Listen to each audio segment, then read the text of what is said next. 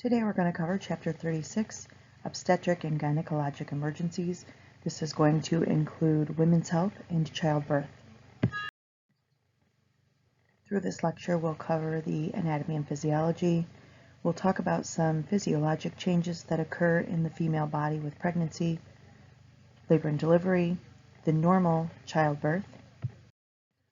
We're also going to be covering the abnormal childbirth or complications that you may encounter. We'll talk about the neonate, which is the newborn, care after delivery for the mother, and other gynecologic emergencies that you may encounter. Let's begin with a little anatomy and physiology.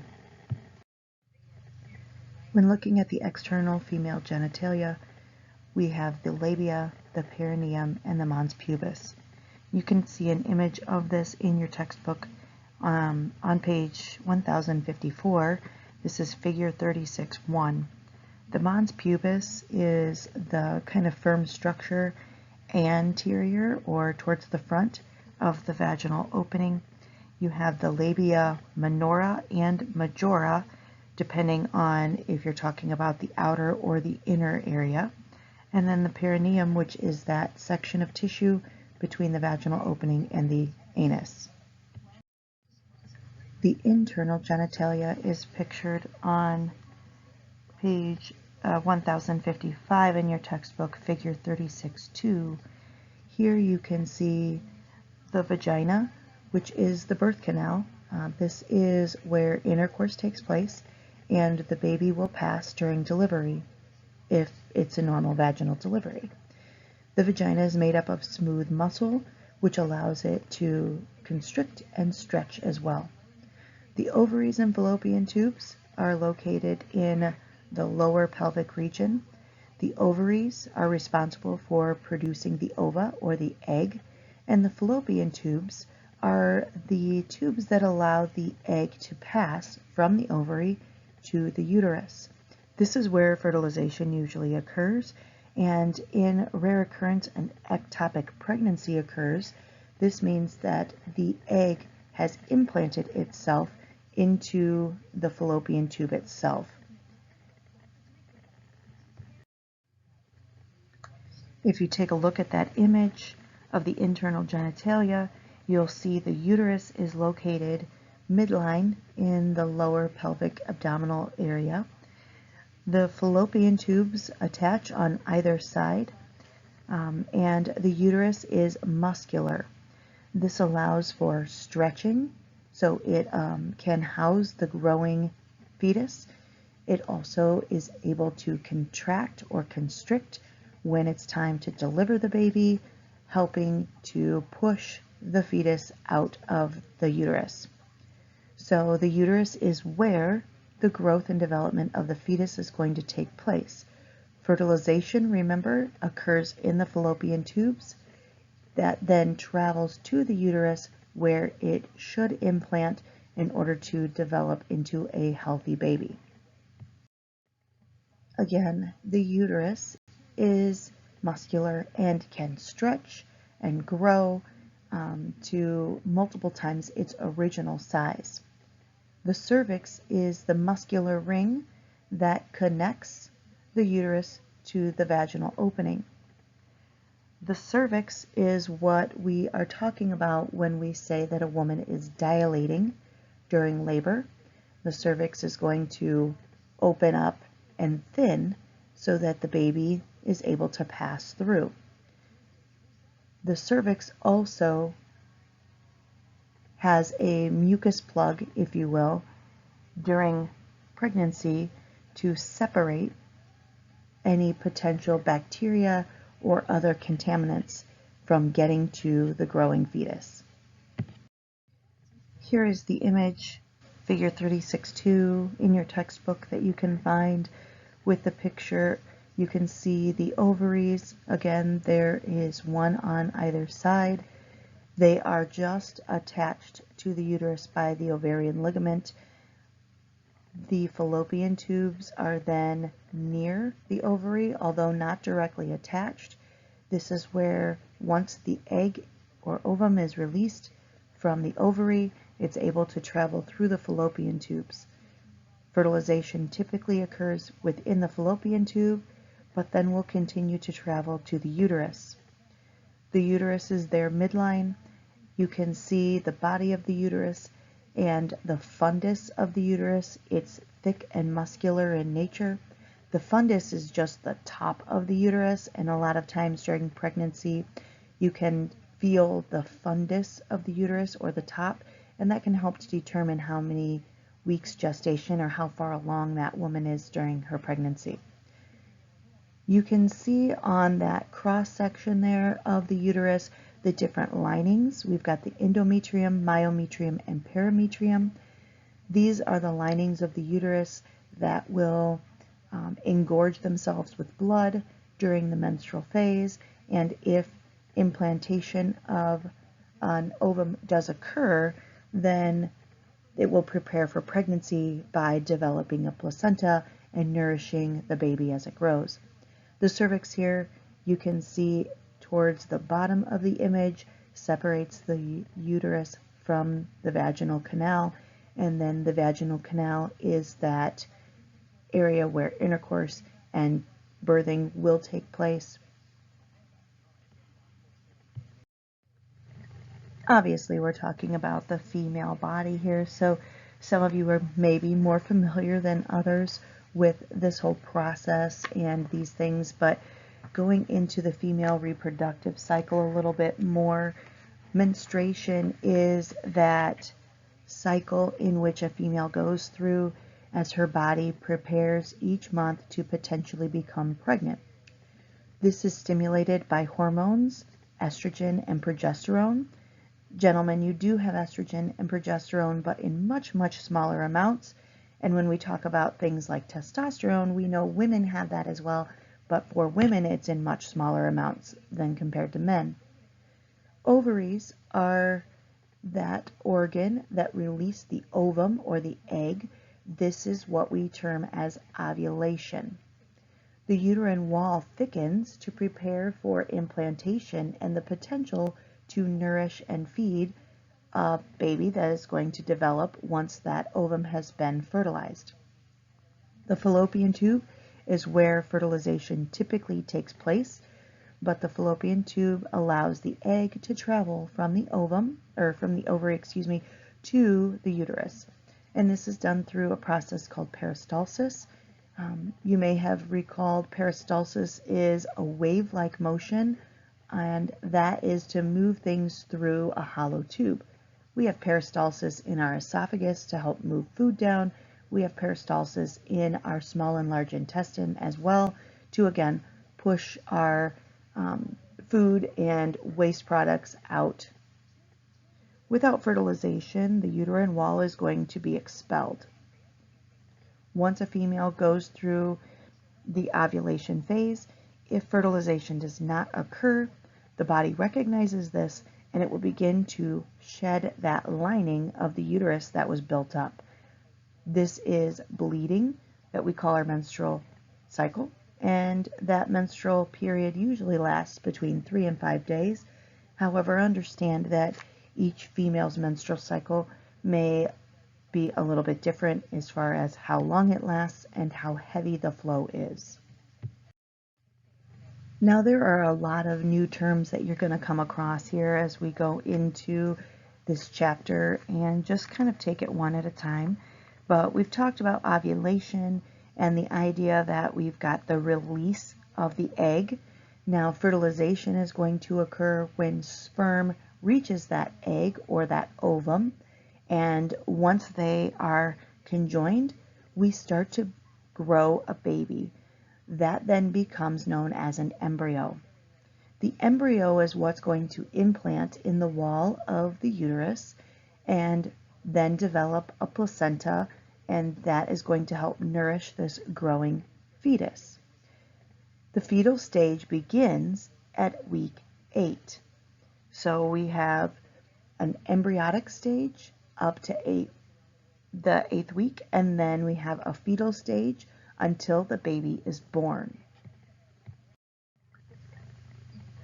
Although pregnancy has been going on for years and years and years for females. There are some physiologic changes that do occur within the female body during this phase, and we need to discuss those differences because it can impact the way that you're going to care for your patients that are pregnant.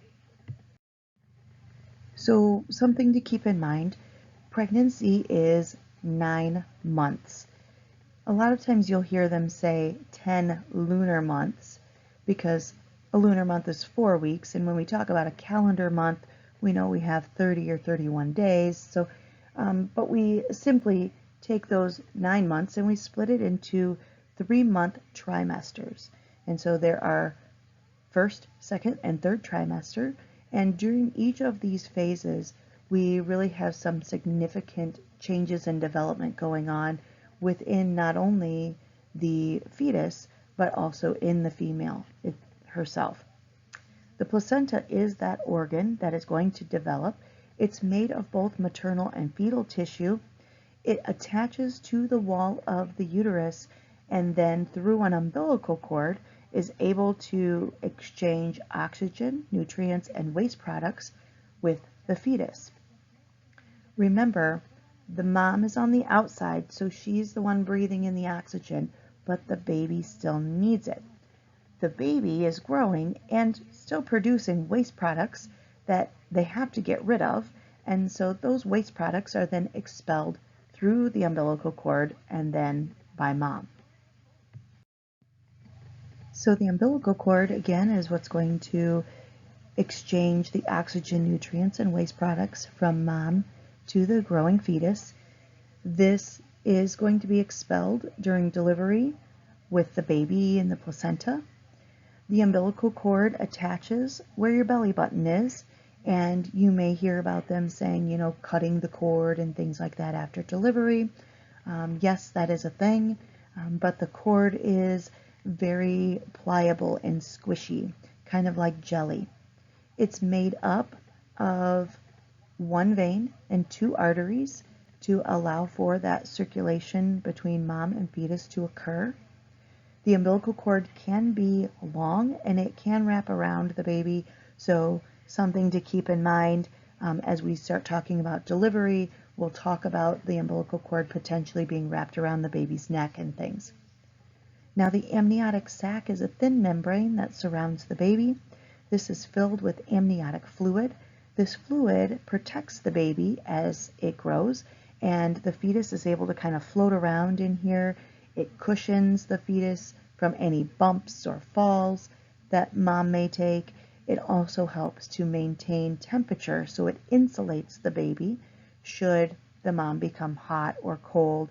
It kind of helps to regulate the fetus's body temperature a little bit better. This image is in your textbook. It's figure 36-4, where you can take a look at the structures of pregnancy. Now, in this image, you can see where the uterus stretches and lies once the baby starts to grow inside there. So we've got the anterior being the front of mom, and you'll see that's where that uterus kind of protrudes forward. This baby is in the cephalic presentation, which means baby is head down. Now, throughout pregnancy, it's likely that the fetus is going to be doing somersaults, and they will be in all sorts of different positions within the uterus. However, as it gets closer to delivery, the fetus usually finds themselves in a head down position. You can see here also the placement of the placenta is important. Many times the placenta will attach to more the posterior and superior areas of the uterus. That means the back and the top, away from the cervix. This is good because when the cervix begins to dilate and we want to deliver a baby, the placenta cannot be in the way. If it is, that's a complication that needs to be addressed. So you can also see here with some of those physiologic changes that are happening, the bladder is quite compressed, the rectum has pressure on it as well as this baby continues to grow inside the mother. So other changes that we're going to see, many of these will make a more significant impact on you as a healthcare provider dealing with a pregnant female. The image figure 36.5 is in your textbook. It's also coming up in the slideshow here, but it kind of shows you the variety of changes. Now these changes include some cardiovascular changes. There's actually an increase in blood volume in a pregnant female. They have about 1 liter or so more blood circulating because they have to supply the oxygen, nutrients, and remove the waste products from the growing fetus. So we need some extra blood to circulate through the placenta in order to do that. Cardiac output is increased and the heart rate is going to be increased because, again, we now are really supporting life for two. The respiratory system changes because we see an increase in oxygen demand and consumption. This isn't necessarily by the mother, but because she is supplying oxygen to the growing fetus. With our GI tract, we start to see some slowed digestion. With slowed digestion, sometimes you'll see pregnant females complaining of constipation. They're not able to have bowel movements regularly, and because everything has slowed down so much, they kind of get backed up. Early in pregnancy, we may hear a lot of complaints of nausea and vomiting from pregnant females. This is many times related to the fluctuation in hormones that they're experiencing, but nausea and vomiting during the early stage of pregnancy can be detrimental as their body's trying to grow, essentially, another human being, and if we don't have enough nutrients to do that, then that can cause problems for that growing fetus and for mom as well. We mentioned estrogen and progesterone a little bit earlier, but keep in mind we've got a lot of hormone fluctuations with pregnancy as well. We know that estrogen and progesterone are part of that whole ovulation cycle. They're also going to play a role in the pregnancy itself. Hormones during pregnancy tend to make the ligaments a little more elastic. The concern with that is that because things are more elastic and able to stretch, they're not held in place as securely, so the mother is more vulnerable to injury. This is an issue that occurs with all of the ligaments within the body, so not just those in the abdominal cavity or those near the uterus and cervix. Additional weight is going to affect the posture of the pregnant female. In the image on page 1056, figure 36.5, you'll see that the female is kind of leaning back, holding her back. The growing fetus is going to alter her center of gravity. Therefore, leaning back helps to kind of balance things out so that she doesn't feel like she's falling forward. But this also can create some balance issues when walking on unstable surfaces, or if they are climbing a ladder, a step stool, anything of that sort. And we know that falls can be dangerous for both mom and the growing fetus. We have to include pre-existing medical conditions here as well, because not all pregnant women are healthy. Some may have high blood pressure, some may have asthma or other medical conditions that play into their pregnancy. If we have a female with seizure disorders, for example, there are certain medications that manage seizures that they cannot take during pregnancy because it can affect the development of the growing fetus. So the female may be off of her seizure medication, which sets her up to potentially have seizures during the pregnancy. So these are concerns that we need to be sure that we are addressing when we're getting a thorough history on our patients. Here is that illustration I mentioned earlier. Again, it's very to the point, telling you, what's going on within the female body and how we are going to identify it.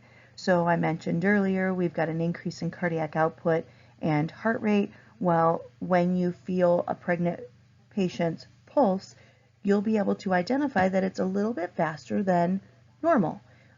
But we have to understand then that that's a normal physiologic change and it's nothing to be concerned about. When we look at the pulse oximetry, please understand that mom might be 100%, but mom is oxygenating herself, and that's all we're able to record. So although mom might show 100% on your pulse oximetry, if she looks like she's struggling, it's because she's still trying to compensate and give that oxygen to the growing fetus. So we may still need to put a little bit of oxygen on her in order to help provide oxygen to the baby. So we looked a little bit about the growing fetus there in the one illustration and how the uterus is growing around that fetus. But if you take another look at that image, you can see that female is standing upright. When a female lays down and they are horizontal, if they're flat on their back, imagine the weight of the uterus and that baby on their spinal column.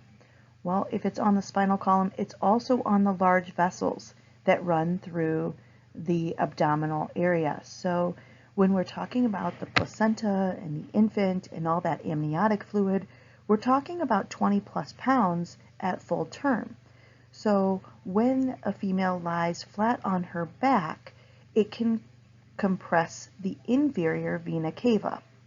The inferior vena cava, if you recall, is what returns blood flow to the heart. So this creates a condition called supine hypotensive syndrome. This only occurs during pregnancy, and usually we say after about the 20th week, a pregnant female should no longer be lying flat on her back.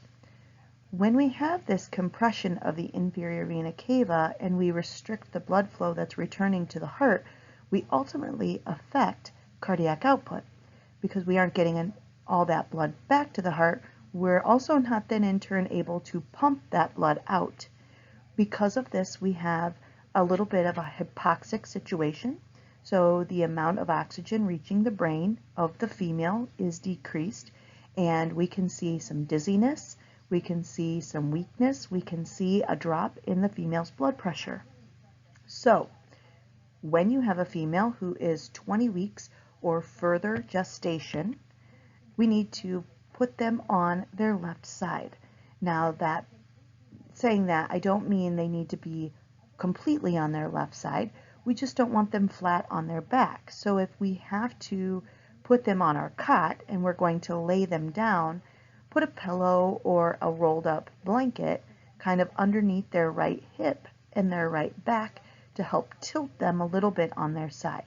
We just need a little bit of a tilt to keep the baby off that inferior vena cava.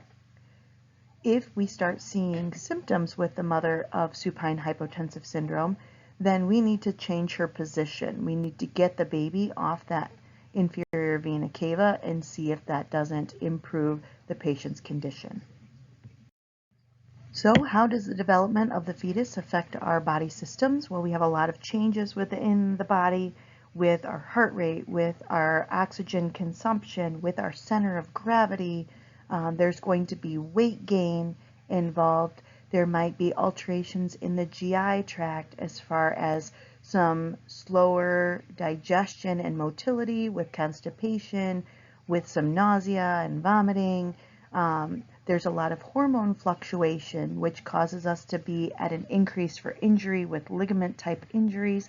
And it can also cause some other conditions that we kind of term as, pregnancy brain. It can make a female a little more irritable or forgetful as well. Just help the patient to identify what's normal for them at this point during the pregnancy and what do they see potentially as a problem, because again, every individual is going to be a little bit different. Okay, I know some of you are not going to like this, but let's talk about labor and delivery. So the stages of labor are going to be important for you to understand. However, keep in mind that we aren't going to know exactly when we are transitioning from one stage to the next here. The first stage of labor begins with regular contractions and it ends when the cervix is fully dilated. As EMTs, we do not perform internal vaginal exams. You may see them when you're in the hospital and they may say, oh, the patient's fully dilated. Well, without doing an internal exam, you really don't know when that is occurring. So for us, we aren't going to be able to truly recognize first stage to second stage. But I will tell you that with the first stage, we may be talking about a couple hours of time. We may be talking about a full day here. These contractions have to continue, and as they continue, that cervix will slowly stretch and dilate. With each pregnancy, the first stage tends to go more quickly. So with a female's first baby and their first vaginal delivery, this process is going to be very slow because this tissue has never stretched to this point before. But with each additional pregnancy and delivery, you're going to see the first stage of labor pass by more quickly. The second stage of labor is when the baby enters the birth canal and then is born. So we don't necessarily know when the baby's entering the birth canal because again, we're not doing those internal exams. However, I'm pretty sure you will recognize when the baby comes out. So the first stage to the second stage, the first stage is going to be much longer. The second stage usually takes no more than an hour. If a patient's in the hospital and it's approaching 2 hours, they're talking potential C-section. So the second stage does go much more quickly. The third stage is even faster than that, and the third stage is from the birth of the baby to the delivery of the placenta and umbilical cord. These are known as the afterbirth, and usually the third stage occurs 10 to 20 minutes after the baby has been delivered. So again, the third stage is much shorter, but it is important that the placenta and umbilical cord are expelled because it will be taken to the hospital with us and it will be processed through some laboratory studies to identify any potential problems that may have developed during the pregnancy with the fetus. Some things to think about with the first stage of labor. You've probably heard of false labor.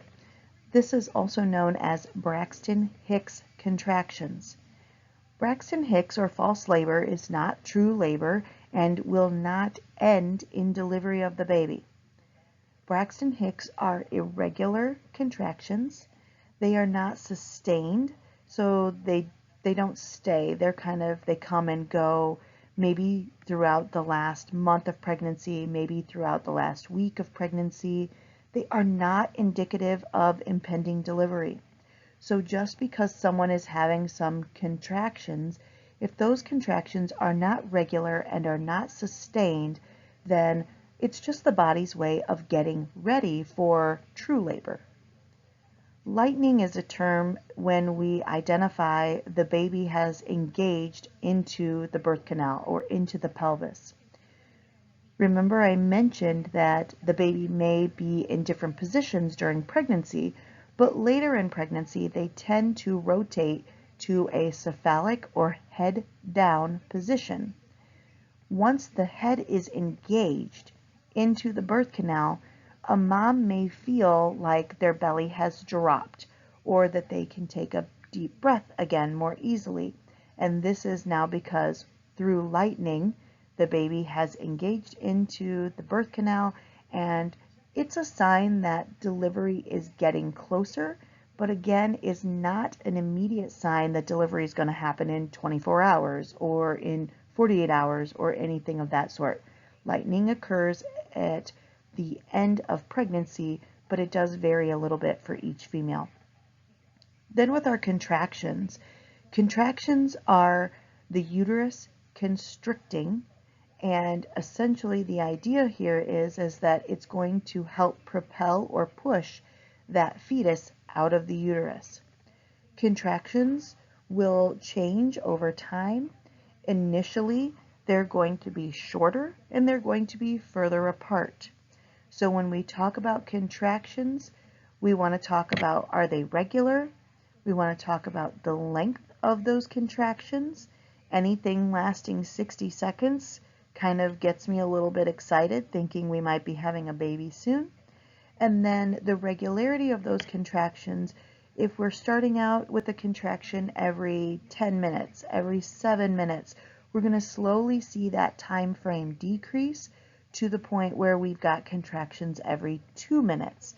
And again, once we're getting closer to that 2-minute mark, it tells me that delivery is more likely to occur soon.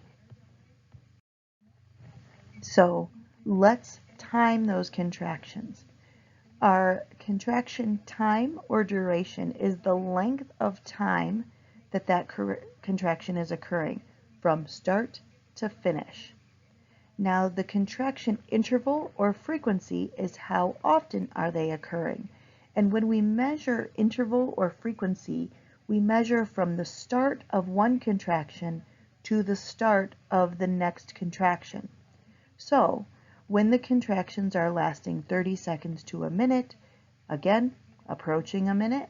When they are 2 to 3 minutes apart, again, approaching that 2 minutes, then we know that things are progressing and that baby is likely to be delivered soon.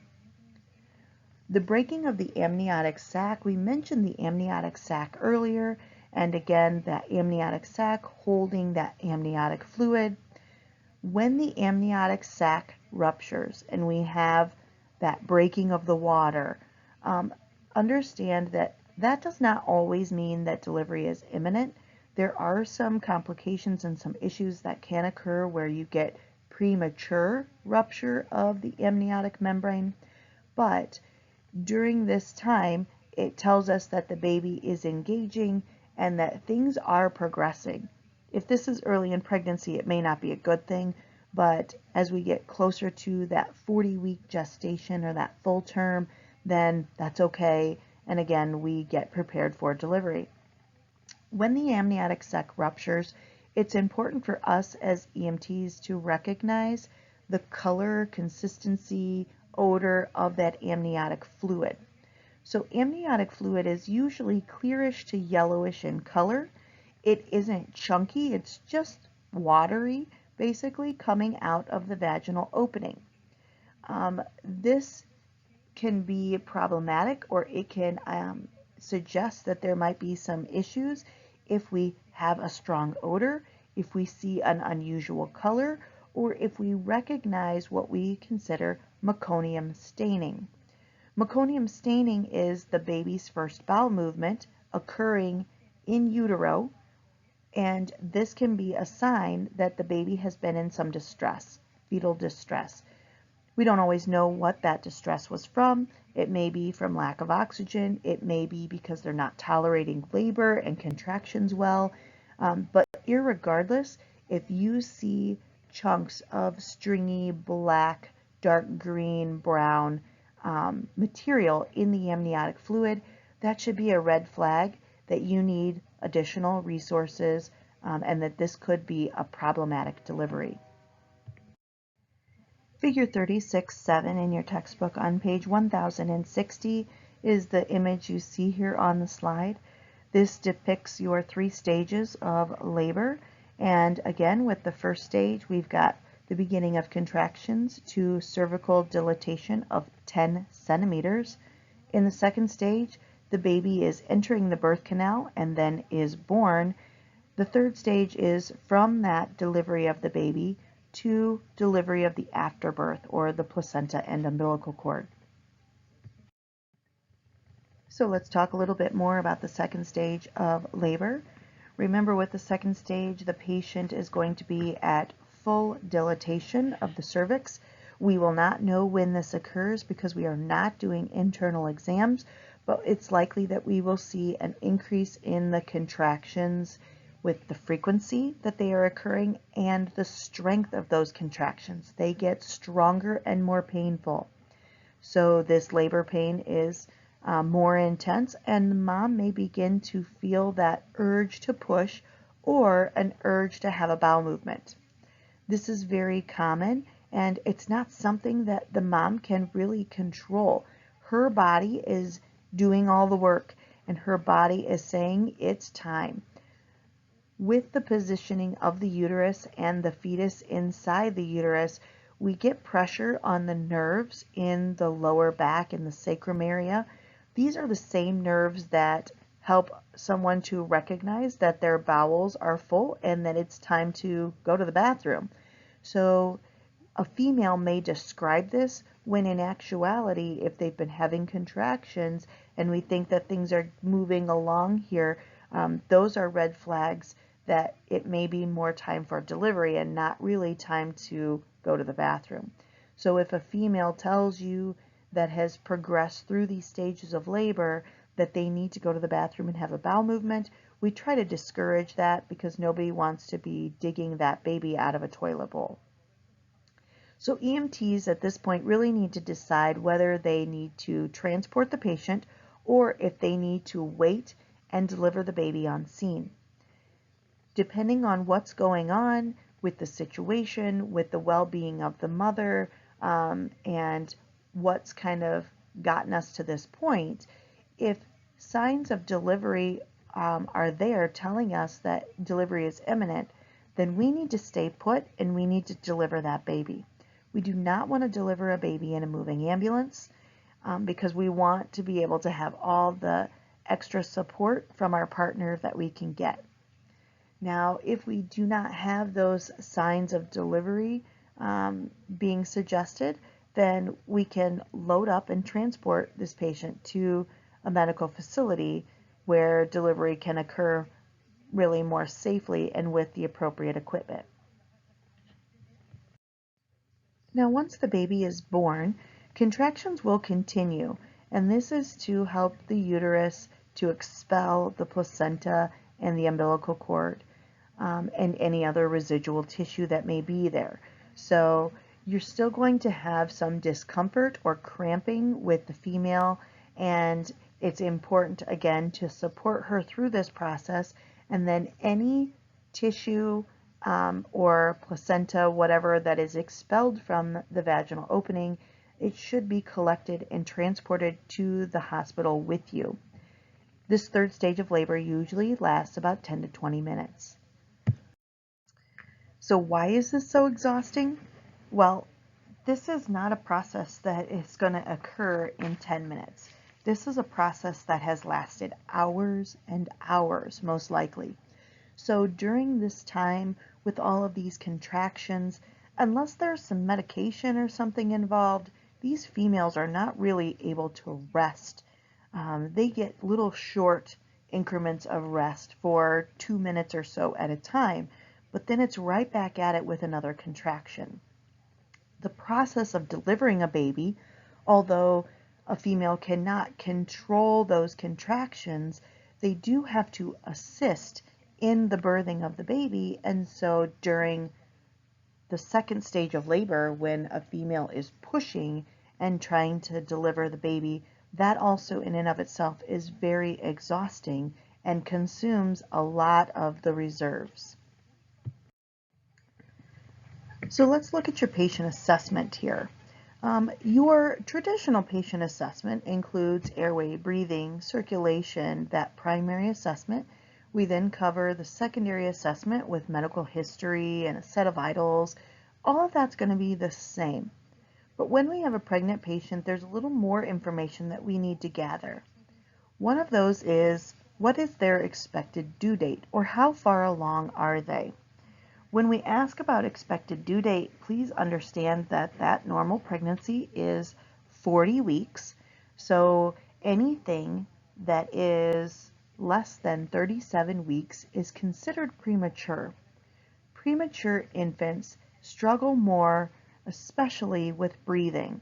And if we're talking with our patient and we find out that they are 35 weeks gestation and they're showing signs of active labor, that's concerning because we don't always have material that can support providing ventilations and that with this neonate that's going to maybe need some extra help.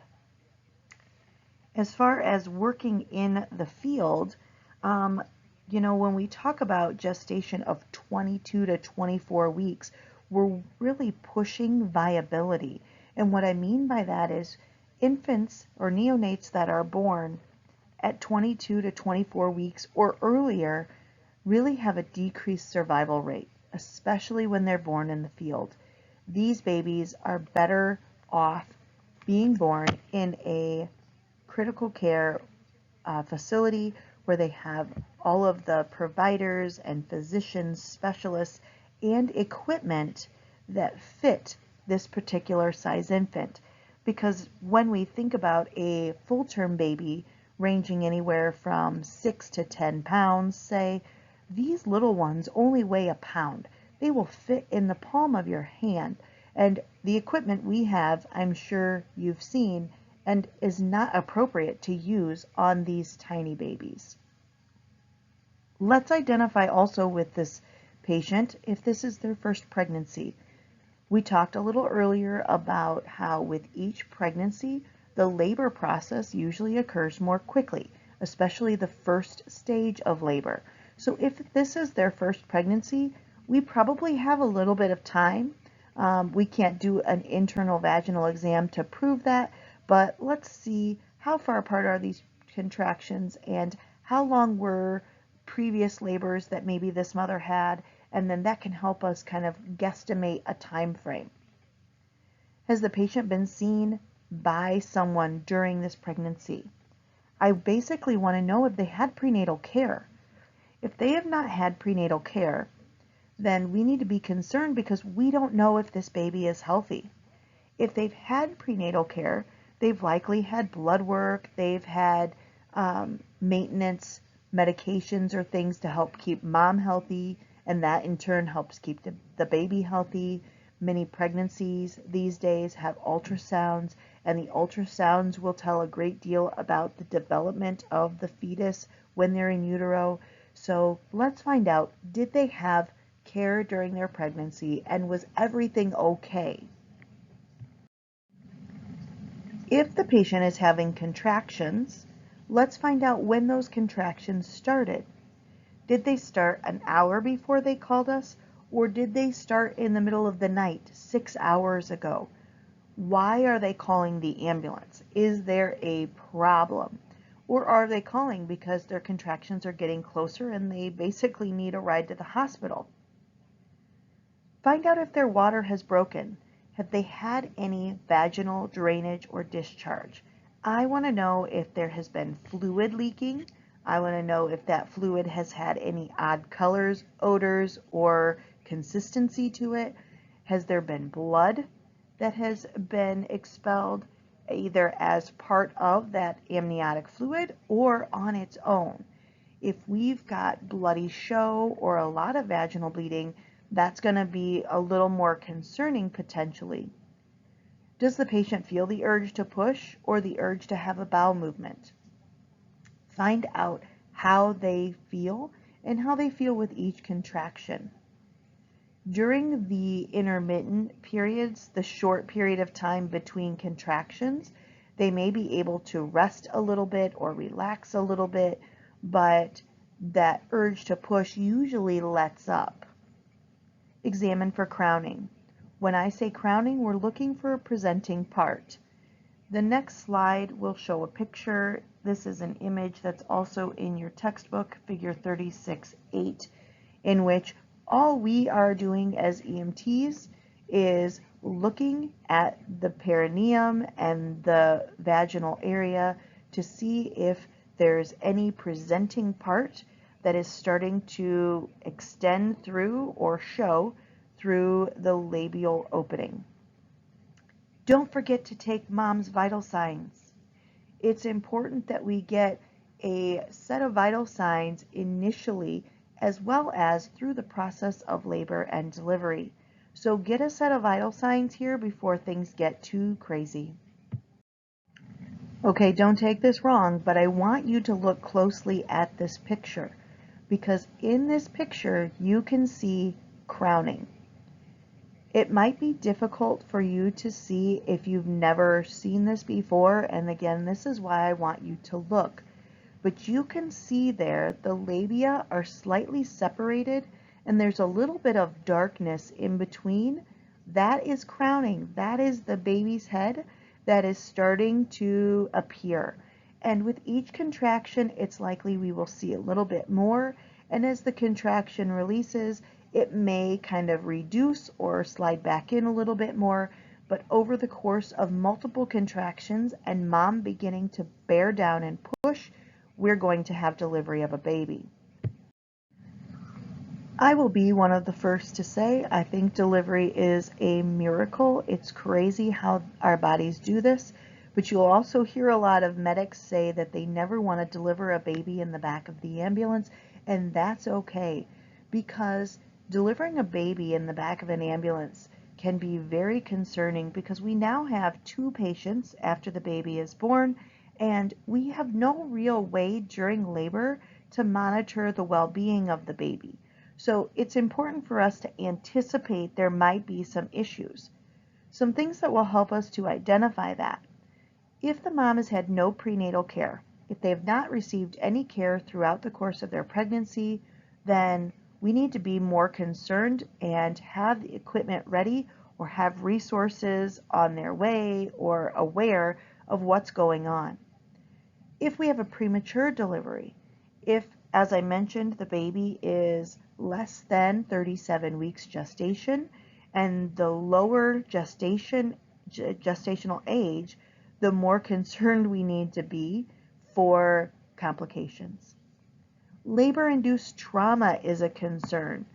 Not every woman goes into labor because, hey, they're full term and their contractions began. Sometimes a traumatic event, a car accident, a blow to the belly, or even increased stress can cause a woman to go into labor. This is a concern because not only are we dealing with the issue of the trauma, the stress, the high blood pressure, whatever, we also have a baby being born on top of it. And are there multiple babies? This day and age, we've got a lot of pregnancies that occur through technology and science.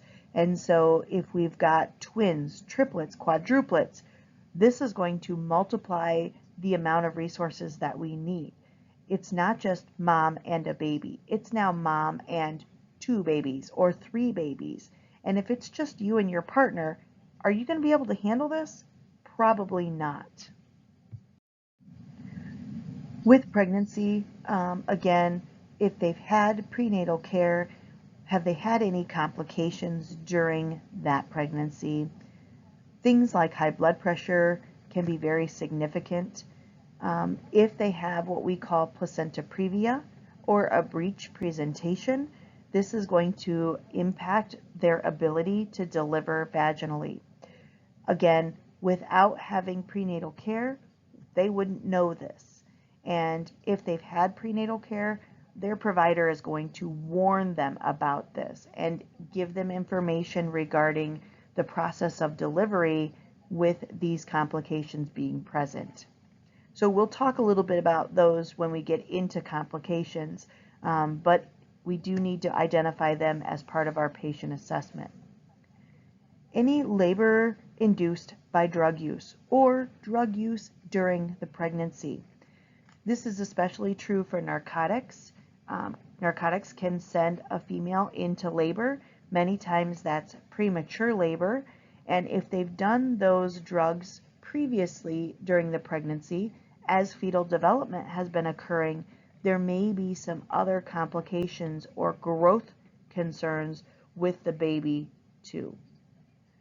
Meconium staining is a problem that we will see and be able to identify once the amniotic fluid has ruptured or once their bag of water has broken.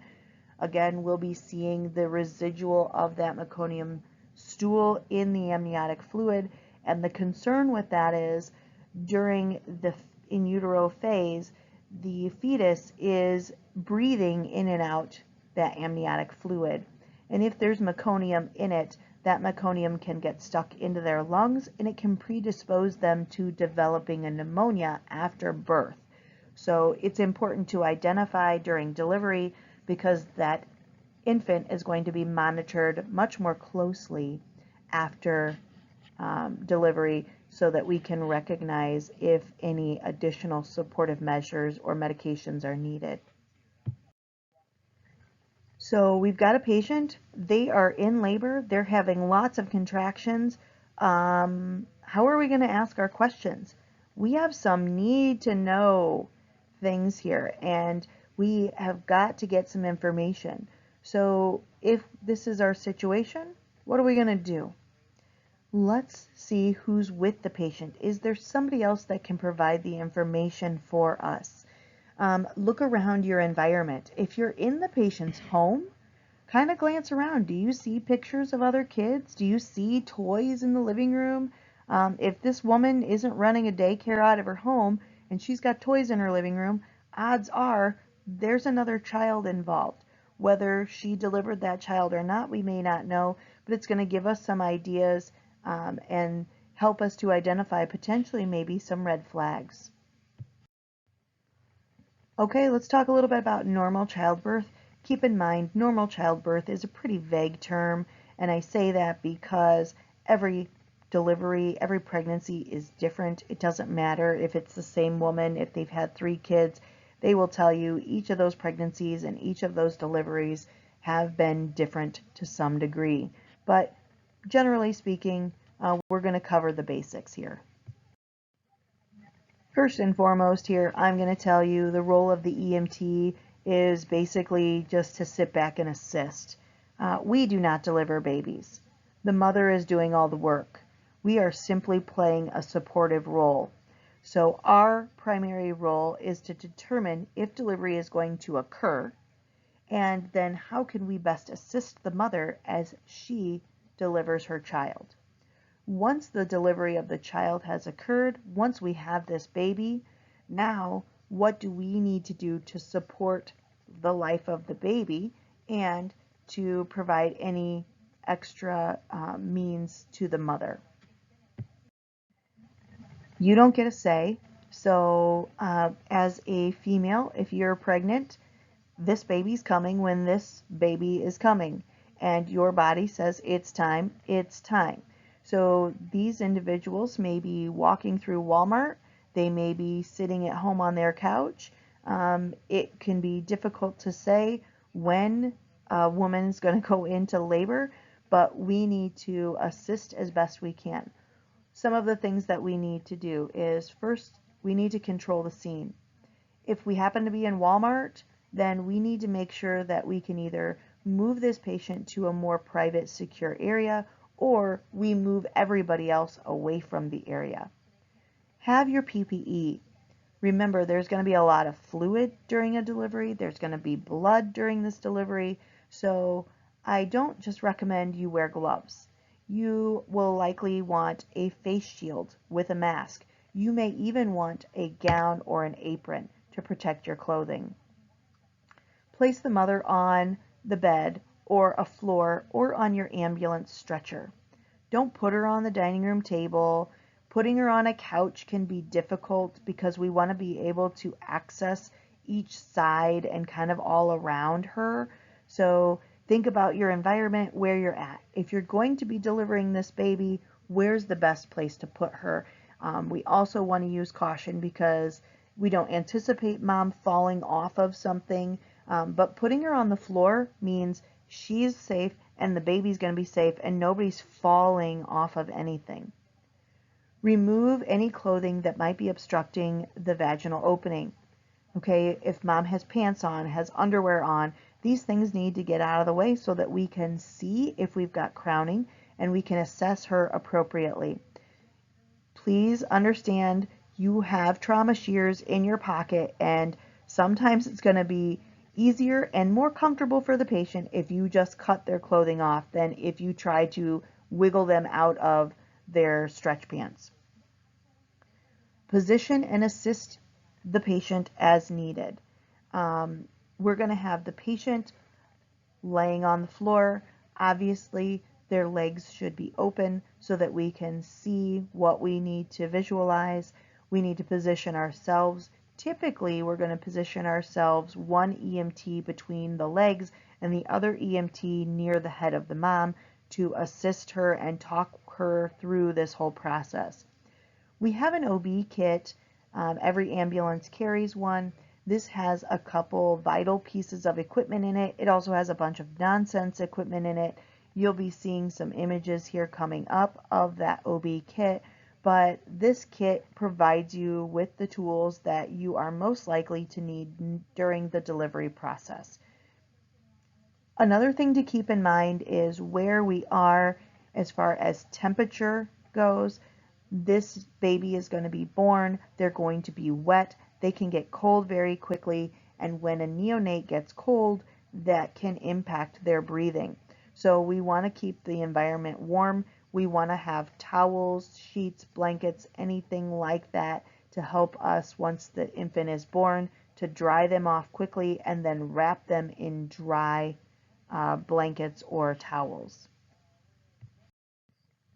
This is a lovely image on how they'd like you to position your patient during delivery. I will tell you that this doesn't happen most of the time. In your little OB kit, you will have several drapes. Many of them are made of paper and they're pretty worthless. However, when we have a female patient and we're going to lay her down, it's a good idea to put a towel or pad underneath their hips and extend out so that anything that's expelled from the vaginal opening kind of lands on this pad. It also protects carpeting or whatever that might be there in the environment. We also want to be sure that we are covering or draping mom so that she's not completely exposed. No, we don't have to take her shirt off of her. We really just need to remove her bottoms, but laying a blanket across her so that she is covered, especially if we're in a public location. This helps with modesty and keeps the area just clean and covered.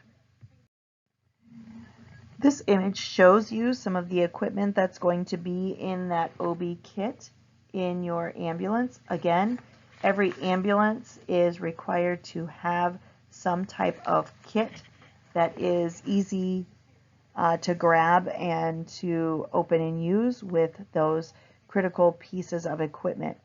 Walking through some of these images, kind of starting in the lower left corner, working in a clockwise fashion, you will see a plastic bag with some zip ties. That is for you to place the placenta or afterbirth in after delivery. Going above that, you have a couple of pads. These are usually like maxi pads or ABD pads. They're thicker pads that will absorb any bleeding or fluid. These are used after delivery of the baby and placenta to cover the vaginal opening while we transport. Again, moving upward, we have some gauze pads. These can be used to wipe the surface of the perineum.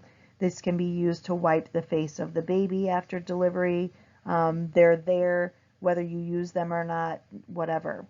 You see the paper drape there in the top, and then you see the blue pad underneath that. These are the drapes that you're going to use to prepare for delivery.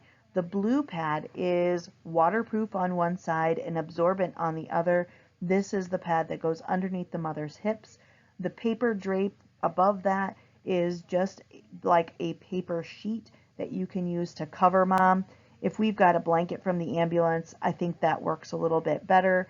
Paper tends to disintegrate as it gets wet, and especially during this delivery process, we know there's a lot of fluids involved.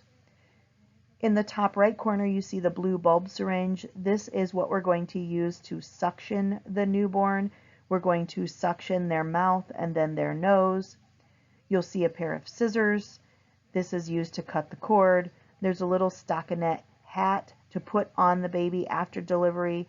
The reason for this is because we need to maintain the baby's body temperature, and infants will lose a lot of heat through their head, so it's important to cover their head. You've got a pair of gloves there. These are sterile gloves. You do not need sterile gloves for a delivery. You can grab a set of gloves out of the box hanging on your ambulance wall. It's fine. This is a clean procedure, not a sterile procedure. You'll see there's two little white clamps there. They look kind of like V's. These clamps are used to clamp off the umbilical cord, and again, as we go through the continuation of delivery, we'll talk about where those go. And then there's a little bit of tape there as well. Again, probably aren't going to need that, but it's available to you. So as you look at this image, I'm going to tell you right away, the plastic bag's important just because we want to take that afterbirth with us to the hospital. The blue pad and the drape, they're great, but you can use anything to place underneath and over the patient. The blue bulb syringe is definitely a must-have. This is going to, again, allow us to suction the infant, and the pair of scissors and the cord clamps are important because we do need to clamp and cut the cord in order to separate the infant from their mother, and we must clamp that cord because once the placenta detaches, then we're going to have to get the cord sealed so that the baby does not continually bleed out through that placenta that's no longer attached. Here is your thinking outside the box list of things. So if you're off duty and you don't actually have that fancy handy dandy little OB kit, things that could help you during this process: clean sheets or towels, heavy flat twine or a shoelace. This is going to be used to tie off the umbilical cord. A towel or plastic bag, something to have the placenta in that we can take to the hospital with us. Unused, clean rubber gloves, eyewear, face shield of some kind, and some kind of head covering for the baby. Please be careful out there. Let's think about this. Are there legal, moral, or ethical concerns that you may run into if you attempt to deliver a baby while you are off duty? Absolutely. Okay, keep in mind this is a very personal environment. You've got to get real personal with this individual, and you also are running the risk of potentially having an issue if that child has a problem. If there is any injury to the infant, if there is a death of the infant or a complication, you most definitely can be involved in a very serious situation. And again, we cannot predict which ones are going to go awry. With not being able to monitor the well-being of the infant until they're born, this creates a lot of concern. So again, positioning the patient and assisting with delivery, we're going to position the patient on a solid surface so that we have viewing of the vaginal opening, looking for crowning, ready to assist with anything that happens here. We are going to have one EMT in that position of being able to visualize and support the delivery. The other EMT is usually up near the head of the patient, providing that emotional support and encouragement. Yes, it's likely that the patient is going to be quite uncomfortable, so be sure you are prepared to deal with that. There's not a whole lot that we are going to be able to do here in the field besides some distraction technique, helping her to breathe or refocus. We cannot give pain medications at this point. Communicate with the patient throughout the contractions, again, providing that reassurance. Get your assessment questions completed and go through that process, again, supporting her as her body tries to deliver this baby. So we've got someone near the mother's head and they're going to be talking with her, reassuring her. The individual who is down in between the patient's legs looking for a presenting part, we want to have them gloved and gowned with a face shield ready. They will place one gloved hand at the vaginal opening as the baby's head starts to appear. This is just to help provide a little bit of counter pressure so that we don't have what we call an explosive delivery. As the baby's head bulges, we want to help to guide it out slowly in a controlled manner. If there's a sudden explosive push where the baby's head comes out quickly, it can cause a lot of trauma, to the vaginal opening, to the labia and the perineum. So we're trying to minimize that. We've got one hand on the baby's head, kind of controlling it as it is expelled from the vaginal opening. The other hand is going to be below the baby's head as it delivers. At this time, it's important for you to recognize if the amniotic sac has ruptured. If the amniotic sac or the bag of water has not broken, then we need to rupture it. We need to break it. This is usually pretty easy to do. If you just pinch that little bag of water, twist with your fingers and pull, it will break without too much difficulty. You don't need scissors or a scalpel or anything sharp or crazy near that area. We want to be sure that the bag of water is ruptured and it's removed so that as the baby's head delivers, they're not sucking in that amniotic fluid into their lungs. So once the head delivers, we want to kind of extend our fingers down around the neck, and we're feeling to see if the cord is wrapped around the baby's neck. This happens in a fair amount of deliveries. It's usually pretty easy to manage, and you can simply stretch the cord and slide it over the baby's head to remove it. In a worst case situation, we may have to clamp the cord and cut it before the baby is completely delivered. Again, if the umbilical cord is not there, then keep moving forward. As the baby's head delivers, there is a normal rotation that's going to occur to allow the shoulders to pass through the pelvic opening. So when the head delivers, and it's usually the crown or the occipital area of the head is going to come out first, baby is usually facing down or towards mom's back.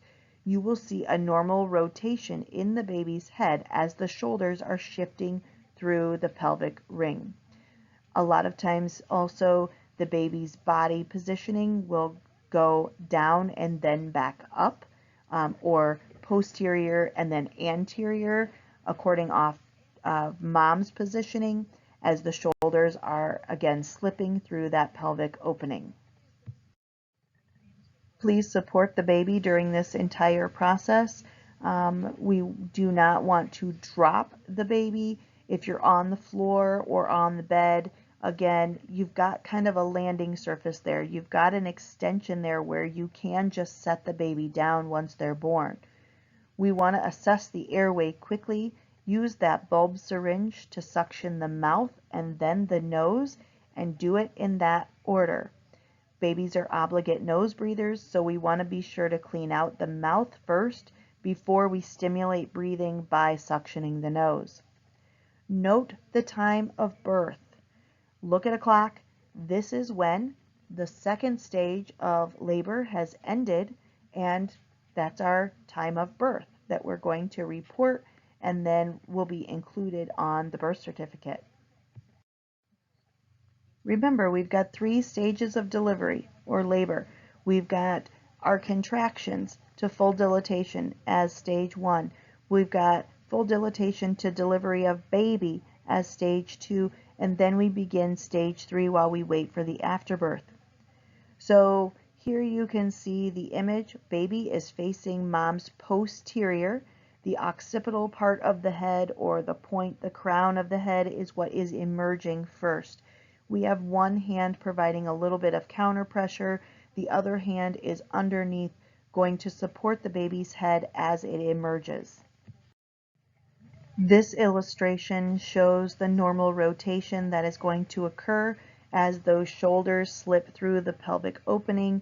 So you can see baby is now facing laterally here, and we've got that top shoulder that comes out first, and then the bottom shoulder, so you'll have a downward and then an upward deflection of the baby as they emerge. From there, delivery usually occurs pretty quickly. So with the first push or so, the head of the baby is going to be expelled. Remember, we're going to feel for an umbilical cord, and we may begin to suction the baby mouth and nose at this time. Once the shoulders are then delivered, the rest of the baby is relatively narrow and will slide out pretty quickly. So it's important that you see here that we need to be sure that we are supporting the baby and we're not going to lose our grip or cause any undue trauma to the baby as they continue to deliver. Continue to support the body weight of the infant as it's born, and then we're going to be laying the baby down, suctioning some more, drying them, stimulating them, all of that good stuff. Don't lose sight of the fact that we still have mom for a patient. So we might be focused on the fact that baby's head is coming out, now we're catching the baby, but during this whole time we need to be sure that mom's being cared for, the emotional support, the constant reassurance, the risk of mom having abnormal vital signs. Let's continue to watch her airway, breathing, and circulation during this process, and again, identify any additional risks or concerns that need to be addressed besides just the birthing of a baby. So specifically, a neonate is from birth to 28 days, and so after the baby is born, they are considered a neonate. Sometimes we'll say infant. Infant is just up to the age of 12 months, but particularly the neonate might have some specialized needs, and so we're going to talk about how to care for that neonate specifically upon delivery. Assessment is going to begin right after birth. So what we want to look for here is we want to look for ease of breathing. We want to look at their heart rate. We want to look at their grimace. Are they crying? Are they making faces? Are they moving their arms and legs? And also, what color is their skin? Remember, these babies have been being supported by mom through the placenta and umbilical cord, and so now they're in the real world and they have to transition to breathing and all of that on their own. The way that we are going to assess them is through a process called APGAR scoring. This can be found on page 1072 of your textbook. The APGAR score is broken into 5 categories, and it is scored 0, 1, or 2 for each of these categories. This does not guide your resuscitation, okay? This is basically like another vital sign for a neonate. This is going to be scored at 1 minute and 5 minutes after delivery. But if your patient is born purple and lifeless and they are not breathing, do not wait for 1 minute before you start to do something about it. So this again is a vital sign, yes, but looking at this baby within 5 seconds of delivery, you should be able to immediately identify if some additional steps need to be taken. Do not let this APGAR score trip you up. The APGAR score is broken into appearance, pulse, grimace, activity, and respiratory effort. It's easiest to subtract points here. Again, if you're following along in your textbook or looking at this APGAR chart, if we start with a 2 and we subtract a 2 for each level being perfect, then that's going to give us a better understanding as to where we have our deficits. 0 for appearance is for color. Extremities are blue, but the trunk is nice and pink is a 1, and pink all over is a 2. So at 1 minute, what does the baby look like? Are they a little blue with their hands and feet, or are they completely pink? Pulse is going to be based on 0, less than 100, or greater than 100. They try to keep it simple. Grimace is, what does their face look like? Are they making faces, scowling? Do you see any type of reaction from them? Activity is in regards to movement, and we're talking about movement of any or all of the baby's extremities. And respiratory effort, is it slow, is it irregular, or does it appear like it's going to be able to sustain life? Remember, neonates can go into respiratory distress if they become cold, so it's extremely important that we keep them warm. We need to dry the baby. Once they are delivered, we need to get rid of any of those wet blankets or towels, and then we need to be sure to wrap them in a warm blanket or a towel, covering their head as well. We can encourage breastfeeding if mom wants to do that. If we are going to have the baby breastfeed, we can actually do what's called skin-to-skin contact, where we place the naked baby on mom's bare chest, and that helps the baby to absorb some of mom's body heat as well. Take a look at this little one. You can see the face. They've kind of gotten their brow furrowed there. The lips look a little purplish in color. Hands aren't real pink yet, but the trunk looks nice and pink. Think about the APGAR score that you might give this baby if this was 1 minute. But also note here, we have a lot of wetness to the surface of the skin.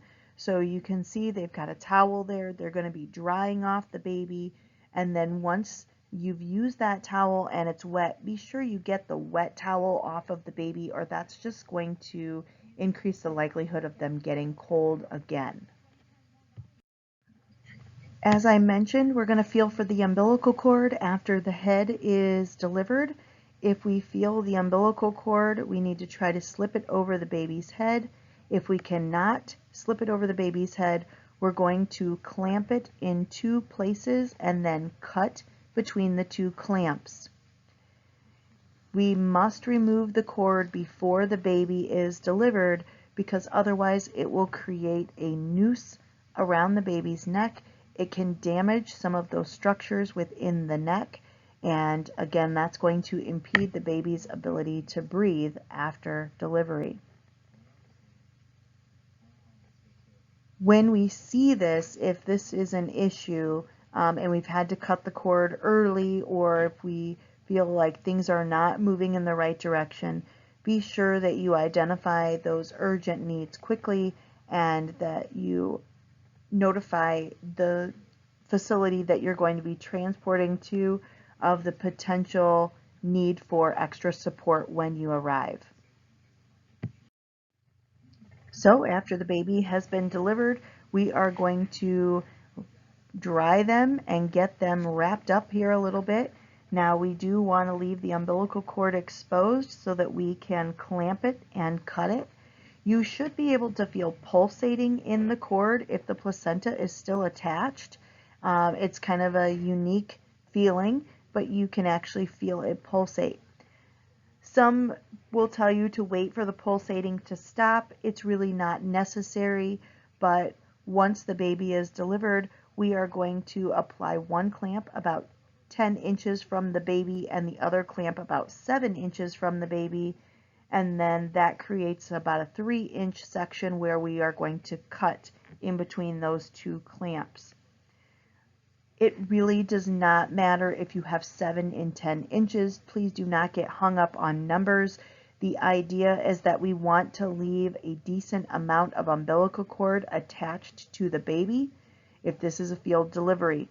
At the hospital, they can put on another clamp and they can clean it up so that this does not remain on the baby for a long period of time. But should they need to start an IV or give the baby any medications, a tube can be fed through that umbilical cord in order to do that instead of poking the newborn with a needle. So once you've got those 2 clamps on and you've cut between the cord, understand there might be a little bit of blood there as you cut. The cord can be difficult to cut because it's kind of squishy and will try to slip out from your scissors. But once you cut the cord, just remember you've got that extended piece of umbilical cord on the side of the baby. We don't want to have any unnecessary trauma to that area, so it's important to protect that. Place the baby on the mother's abdomen and allow her to begin breastfeeding if she wants to do that. Something I want you to note in this picture here, you can see the clamps at 7 and 10 inches from the baby. You can see the 3-inch section where we are cutting in between. But if you will notice, the baby is laying down on the surface that the mother's hips are on. This keeps the baby at the level of the pelvis, and this is important because gravity will take effect if the placenta is still attached. So we want to be sure we keep baby kind of on that level field with the abdomen to prevent any influence of blood flow to or from the baby.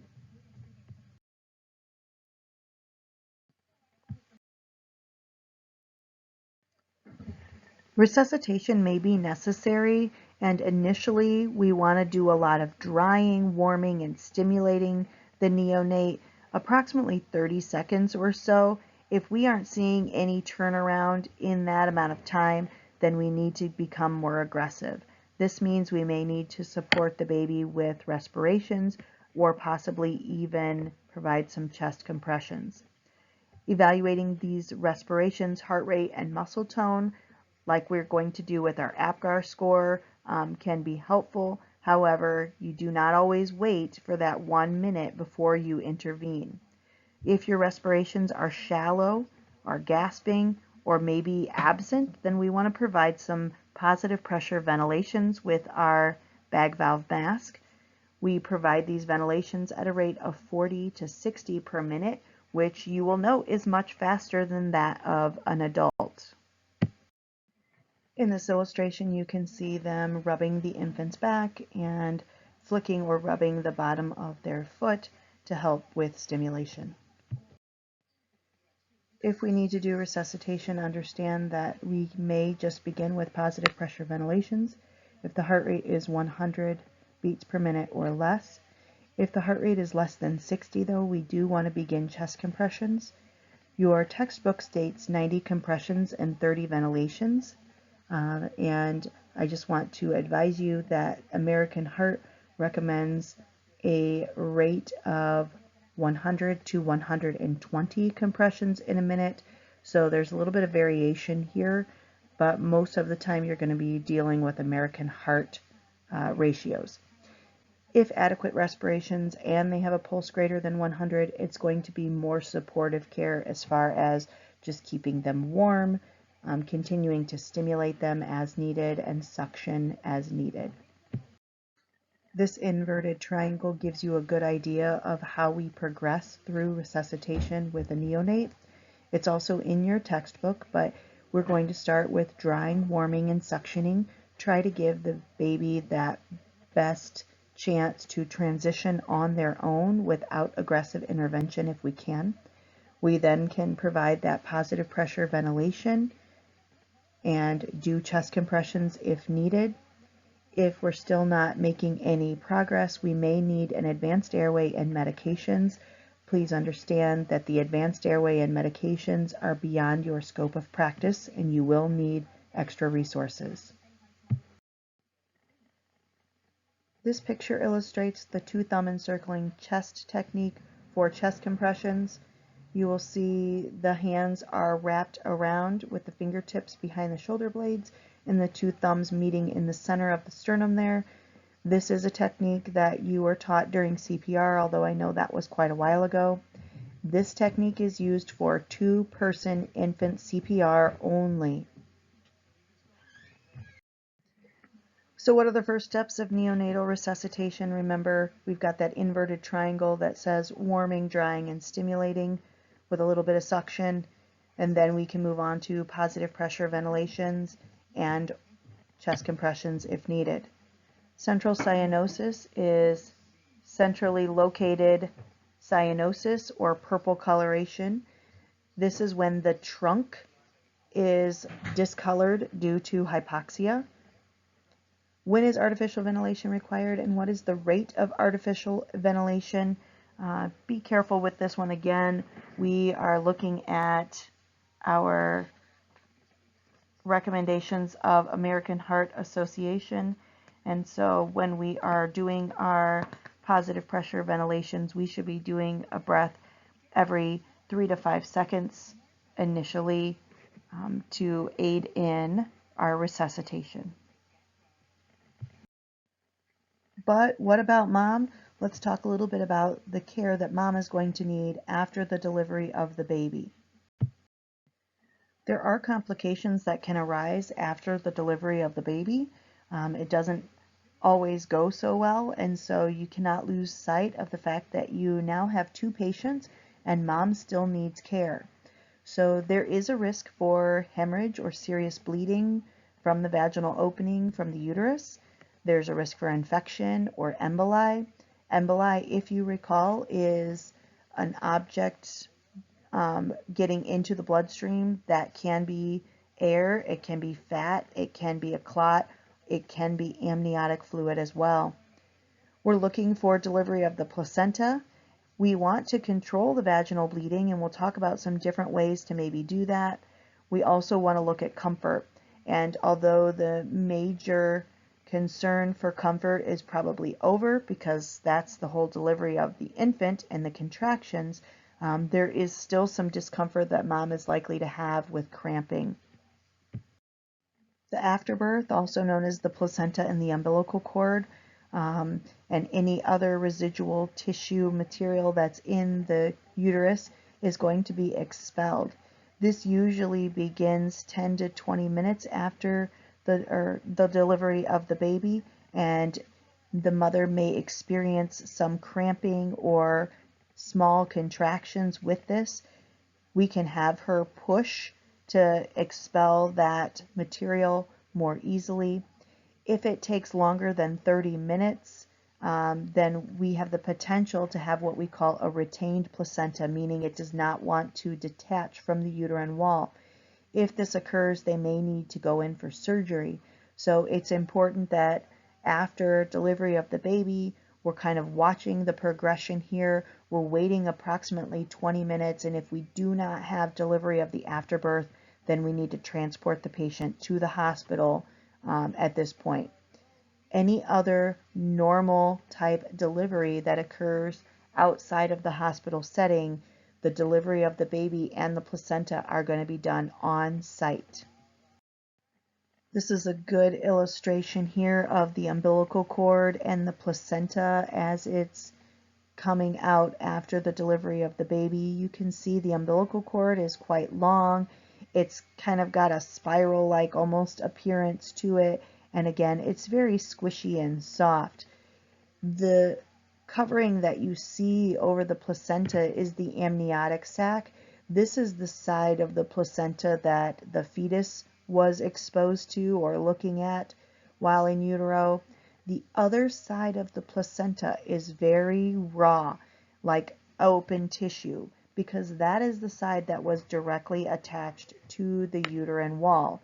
So this side looks shiny and smooth. The other side is very meaty and bloody and raw looking. Because the location of the placenta where it has detached is raw, it is bleeding, and the uterus is trying to contract to control that bleeding and shrink back down to size. So there's going to be some vaginal bleeding after the delivery of the placenta.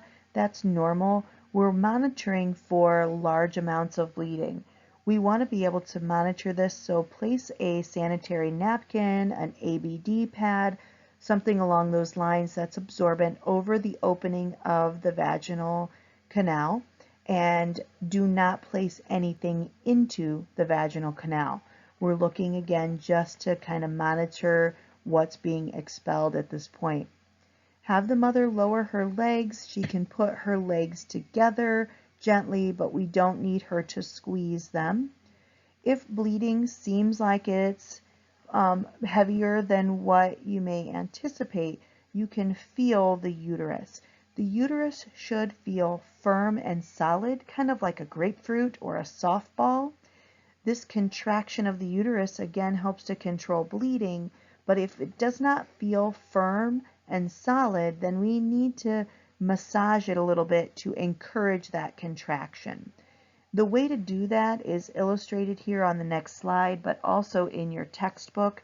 You're going to kind of cup your hands together. One cup is going to sit just above the symphysis pubis bone, and the other is going to be up near the mother's belly button, and you're going to kind of squeeze your hands together, bring them together a little bit, and between that tissue, or in that tissue between your hands, you should feel the uterus then kind of tighten up and firm up. Once we feel that it is tightened, then we can stop the massaging. It is only to instigate that uterine contraction. We can also have mom nurse. By breastfeeding, prostaglandins are released, and that tells the uterus to contract. So by nursing will also help to control the bleeding. Here you're maybe able to visualize uterine massage a little better. You can see in this picture the individual's left hand is above the symphysis pubis bone, and they're basically kind of counter pressuring the uterus so that it's not forced down into the vaginal opening. The right hand of this individual is kind of starting at the belly button, providing a little bit of massage as the hands are coming together, encouraging that uterine contraction. This was probably not how the mother anticipated her delivery would go if you are delivering this baby in Walmart or even at her house. So understand that any act of kindness really goes a long way. She's stressed. She's not in a situation that she probably ever thought herself to be. She's both excited probably for the birth of her baby, but concerned. So we need to be trying to keep her comfortable, providing that verbal reassurance, wipe her face and hands down, cover her up, remove any blood-soaked towels or pads that are underneath her, just kind of help to keep her refreshed or cleaned up after that delivery. And don't forget to take her vital signs. You have a lot of responsibilities here. One of them is caring for mom, so don't lose sight of delivering the afterbirth, controlling her bleeding, keeping her comfortable. When we talk about the usual amount of blood loss, it's about 500 cc's, which is about half a liter. It's difficult to guesstimate the amount of blood loss when you've got blood that's just trickling out and maybe saturating a pad or two. We don't really have one giant puddle that we're looking at, hopefully, but in doing that, know that there is going to be some blood loss, but mom had additional blood production during the pregnancy. So that's how the body prepares for this blood loss. It's already had extra. Don't forget to do those acts of kindness. So wiping her face, getting her cleaned up, and helping her to relax. Working in the field of EMS, you know that things do not always go as planned and accidents happen. So understand that during childbirth, there are some things that may go wrong. We're just going to try and give you a little bit of information on some of those so that hopefully you feel a little more confident in your ability to handle them. So some common complications of delivery include the cord around the baby's neck or an unbroken amniotic sac.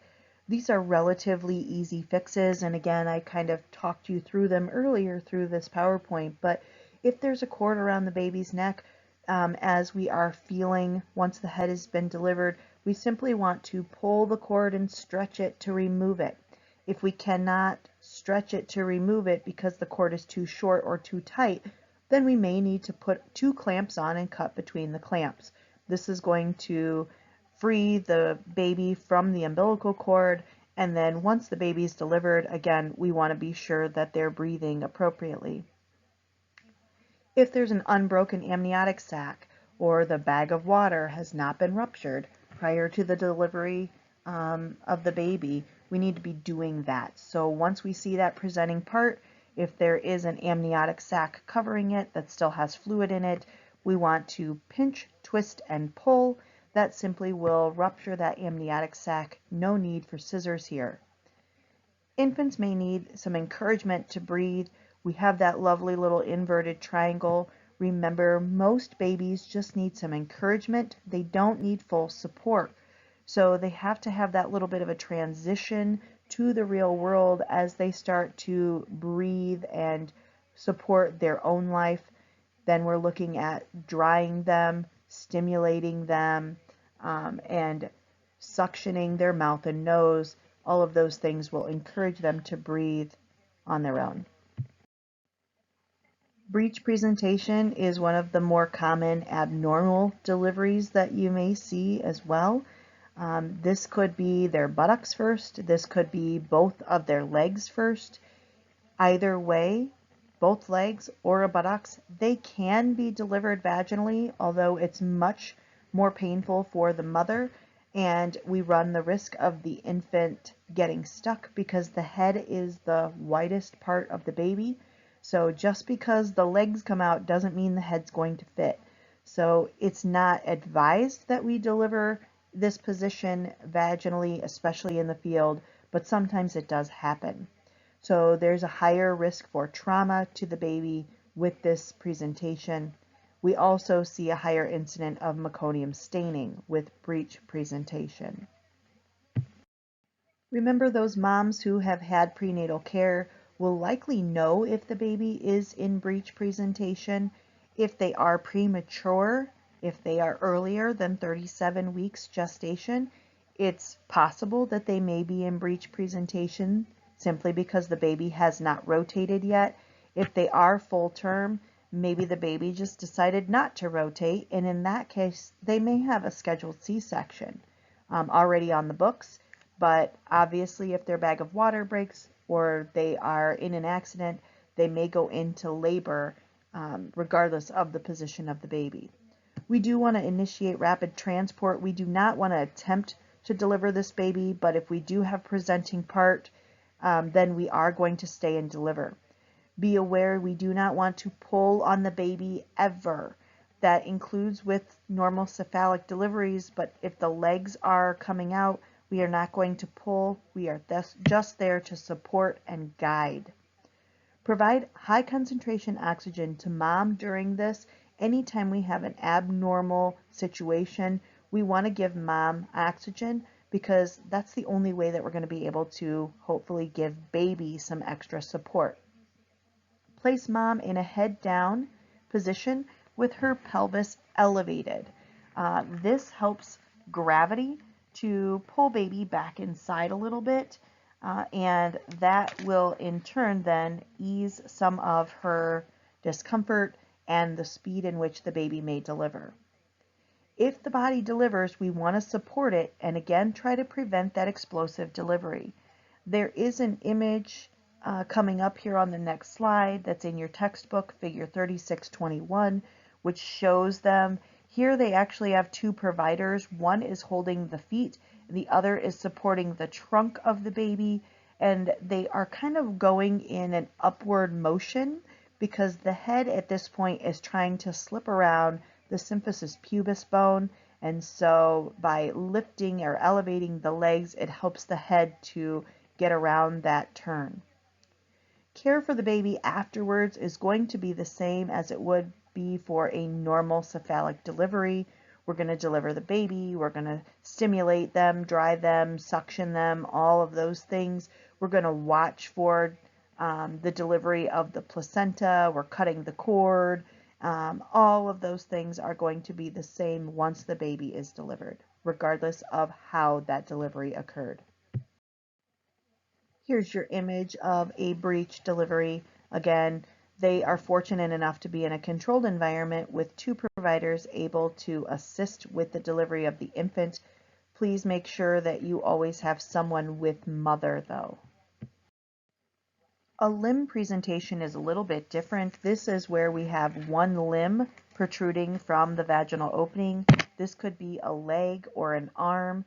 Many times it's one foot. The concern with this is we do not know where that other leg is or how it is up in the uterus because we do not have x-ray vision or ultrasound. So the concern for this is we don't want to deliver the baby in this position for fear that it will cause trauma to the infant. A prolapse cord can also present sometimes when this happens, and that's because one leg or one arm does not always fill that space. And so with fluid and contractions, things are kind of guided out through the opening. That's going to include the umbilical cord. If we have a prolapse cord, this is another complication that we're going to have to deal with, and it is life-threatening for the infant, so something we need to react to quickly. Do not deliver this in the pre-hospital setting. Call ahead, let the facility know, call for paramedic assist to tier or meet up with you at some point, and drive fast. When you have a single limb presentation, again, we want to drive fast, but we may be able to put mom in a head down position with her pelvis elevated. You can kind of see that image on the illustration figure 3623 in your textbook. So we've got just a towel roll or a blanket underneath mom's hips. This again creates a little bit of an angle, and it allows the infant to kind of go back into the abdominal area instead of continuing to move towards the vaginal opening. Never pull on the limb, the umbilical cord, or anything that is extruding through the vaginal opening. Do not place any gloved hands into the vagina unless we have a prolapsed cord. That is one situation in which we will need to insert our hand, and that is to hold pressure off of the cord in order to prevent the blood flow from stopping. Administer oxygen to the mother and be sure that you are communicating with your receiving facility. This image shows you limb presentation. It's in your textbook, figure 3622 as well. The image on the left is a footling breech where we have one leg protruding. This baby is going to have a very difficult time delivering vaginally because we don't know where that other leg is, and you can actually cause hip dislocation, fractures, and other injuries to the baby. So this is likely going to be delivered through a C-section, and again, why we need to notify our receiving facility. The image on the right is what we call a transverse lie. Transverse is because the baby is laying across the abdomen and they are not head down or even buttocks down. This position absolutely cannot be delivered vaginally.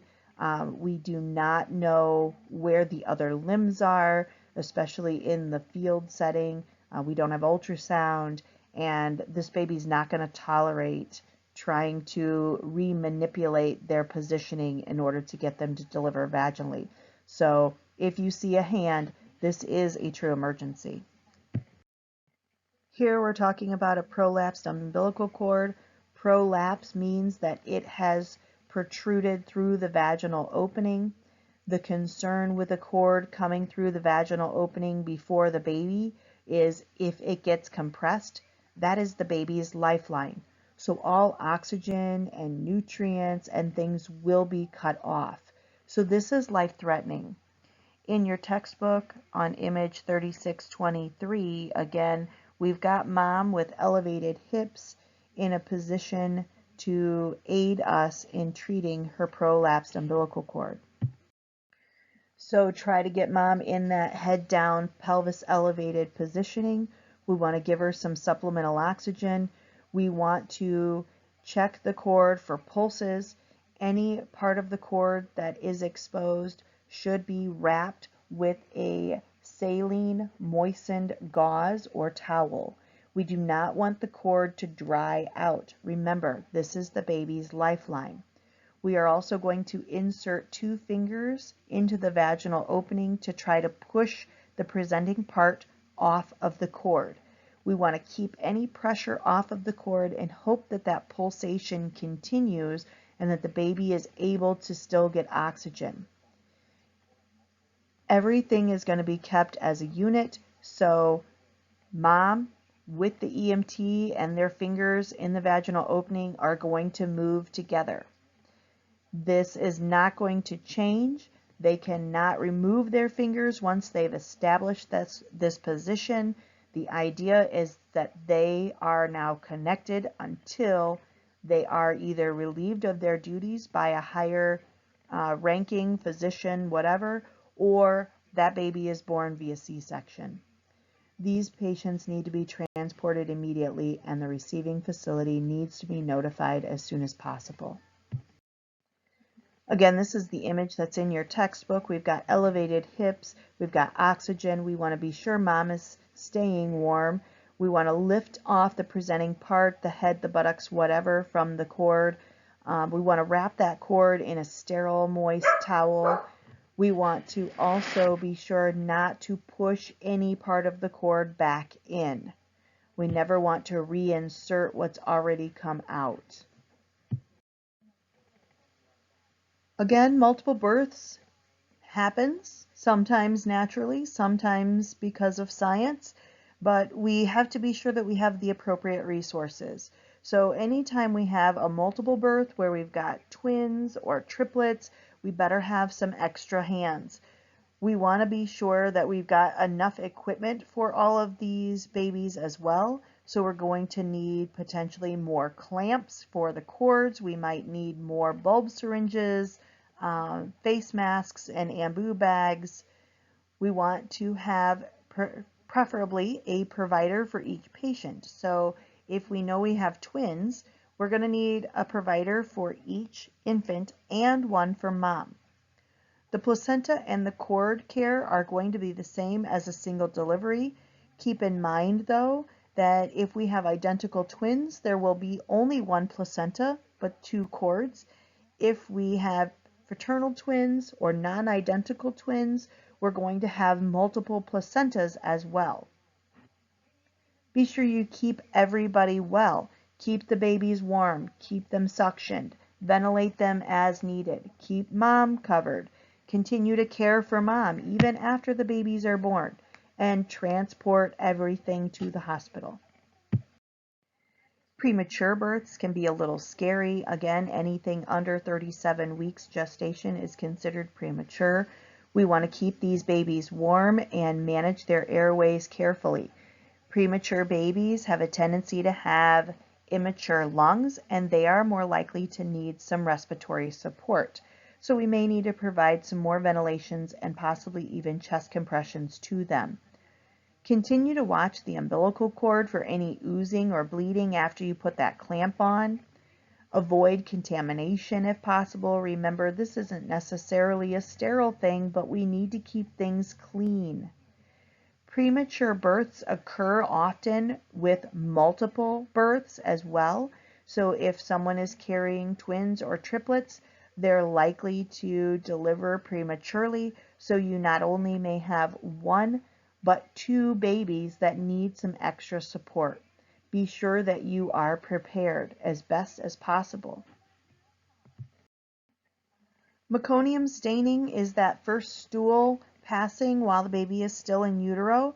Again, this is going to cause the amniotic fluid to likely be discolored, and you may even see thicker chunks of stuff kind of floating around in that amniotic fluid.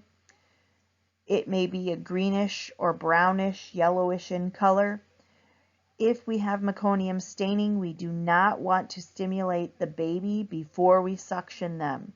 So as they are born, we want to suction, suction, suction, and get out as much of that amniotic fluid and meconium as we can. Then we can stimulate them to breathe. If we need to do ventilations or chest compressions, do that. Be sure that you communicate to the facility once you arrive that this is a meconium problem, and that they will then watch the infant very closely for any development of pneumonia or other breathing complications.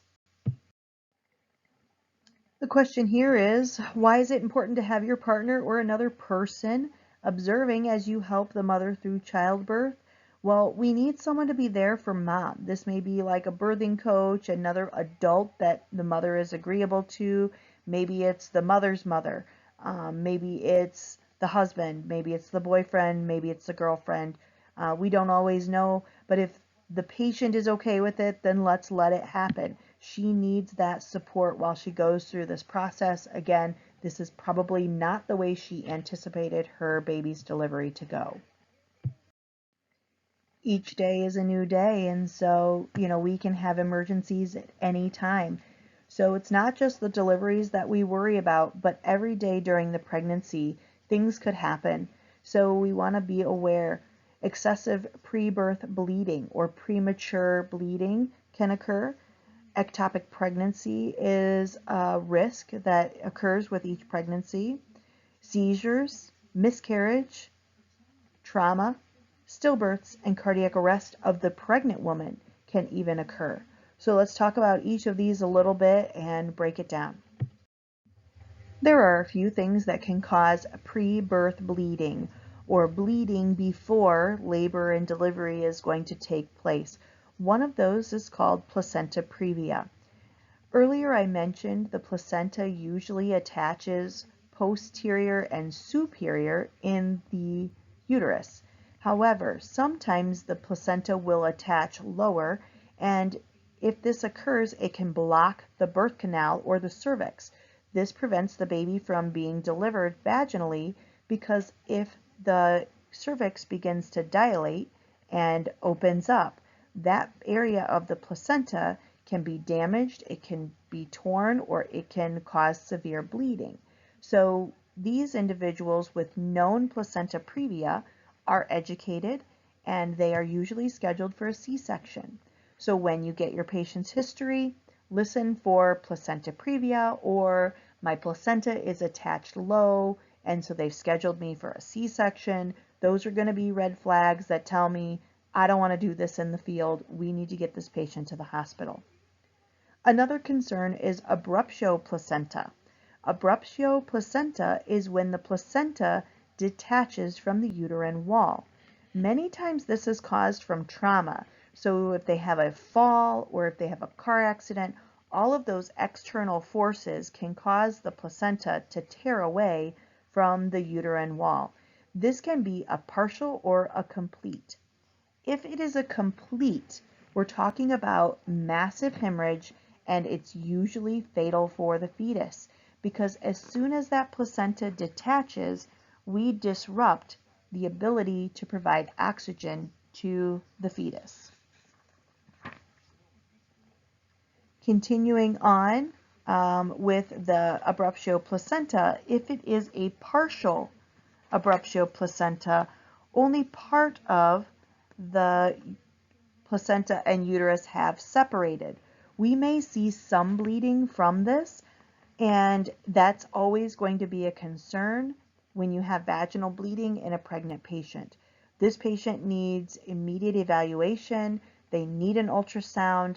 This may be something where they can still go in and save the fetus, but it's got to be handled quickly.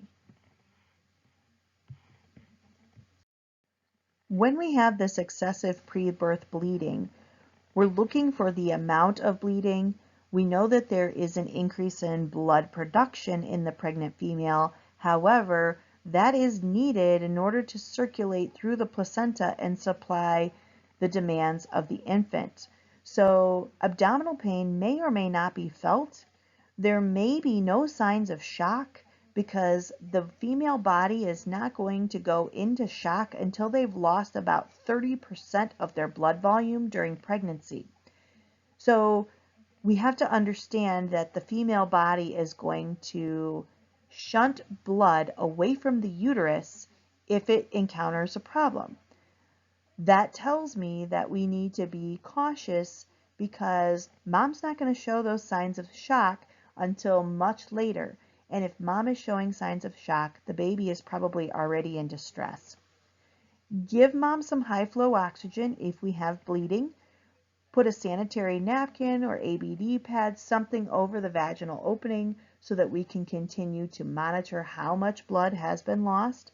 And if any tissue or debris passes through the vaginal opening, take it with us. We need to know what the patient is expelling.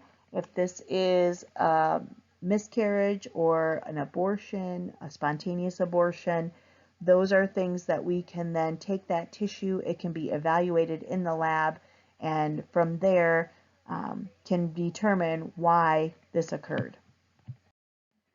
Ectopic pregnancies are very dangerous. Um, Ectopic pregnancies result in the death of the embryo or the fetus that's trying to grow, and potentially can be life-threatening for the mother as well.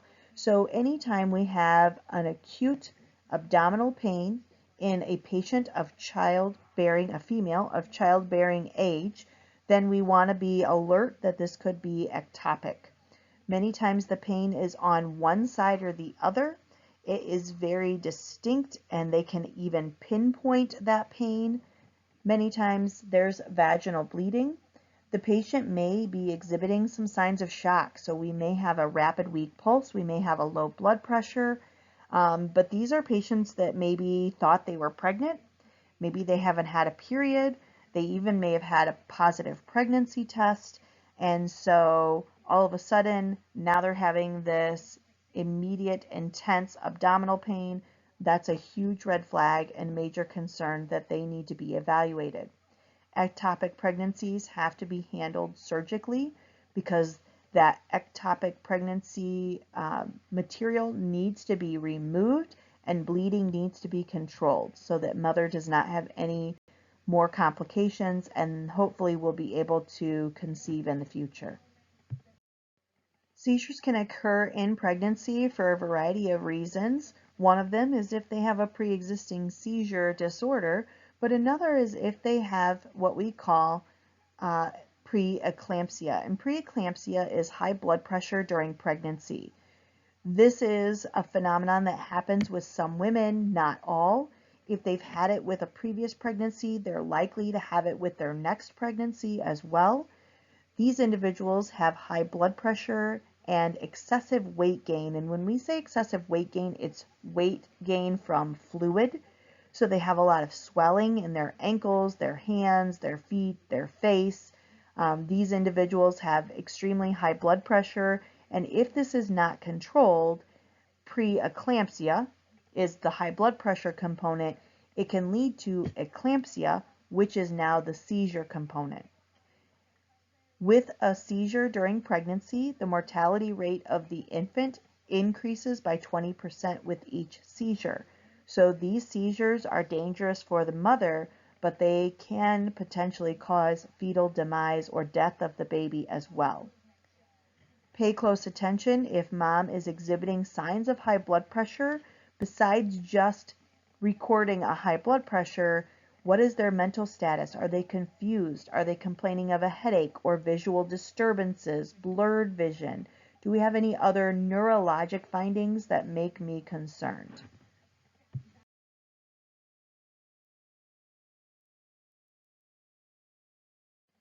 These situations can be quite difficult to handle, and I say that because sometimes these individuals did not know they were pregnant. Sometimes these individuals have been trying to get pregnant for a really long time and now they are losing that pregnancy. So it can be difficult emotionally for the mother and the family.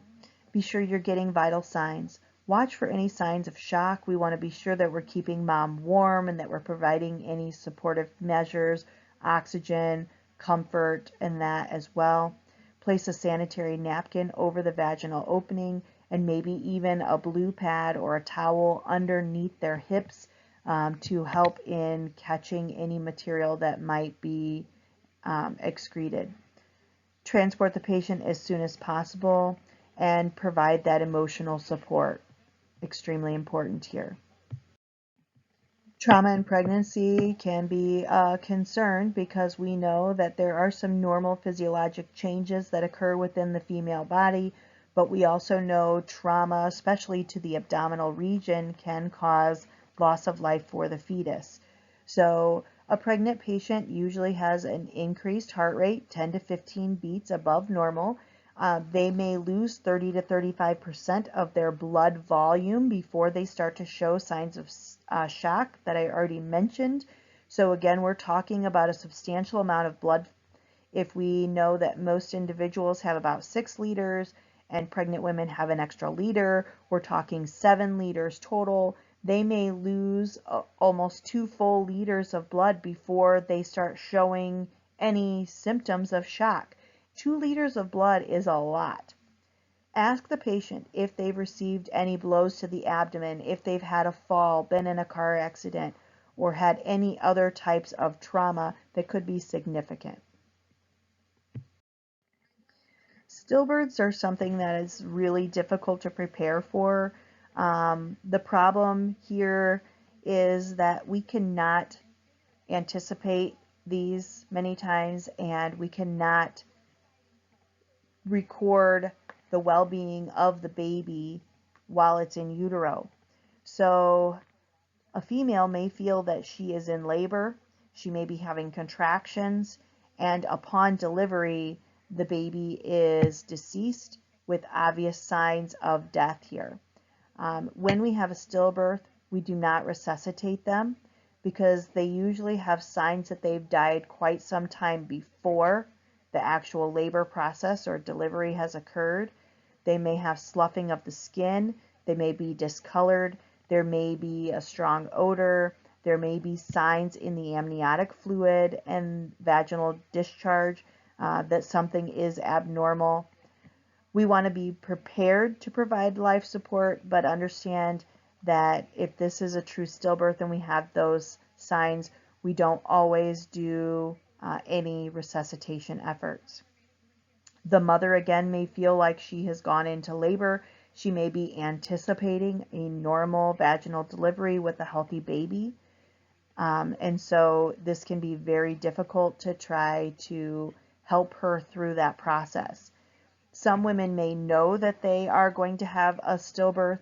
They may have been notified that the patient has died, the week before or a few days before.